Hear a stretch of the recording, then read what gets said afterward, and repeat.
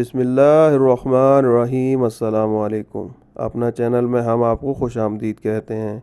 آج کی خبر جو ہم آپ سے شیئر کرنے جا رہے ہیں وہ کرونا وائرس سے بچنے کے لیے استعمال ہونے والے سینیٹائزر کے بارے میں ہے، تو ویڈیو کو لازمی آخر تک دیکھتے رہیے۔ اس سے پہلے کہ ہم اپنی خبر کی طرف جائیں، ہماری آپ سے ریکویسٹ ہے کہ اگر آپ ہمارے چینل پر پہلی دفعہ آئے ہیں یا چینل سبسکرائب نہیں کیا ہوا تو جلدی سے چینل سبسکرائب کر لیں تاکہ ہر نئی آنے والی نیوز آپ تک پہنچتی رہے۔ سعودی فوڈ اینڈ ڈرگز اتھارٹی نے کرونا اور جراثیم سے بچنے کے لیے استعمال ہونے والے ہینڈ سینیٹائزر کی 3 مختلف کمپنیوں کو بین لگا دیا ہے۔ سعودی ایف ڈی اے یعنی فوڈ ڈرگز اتھارٹی نے جن کمپنیز پر پابندی لگائی ہے ان کمپنیز کے سینیٹائزر میں مینتھول کی مقدار حد سے زیادہ پائی گئی ہے، جبکہ ایتھانول اور ایزوروبیونول کی مقدار کم پائی گئی ہے۔ ایف ڈی اے نے تینوں کمپنیز کے سینیٹائزر کو مارکیٹ سے اٹھا کے اپنی لیبارٹریز میں بھیج دیا ہے تاکہ مزید پتہ لگایا جا سکے۔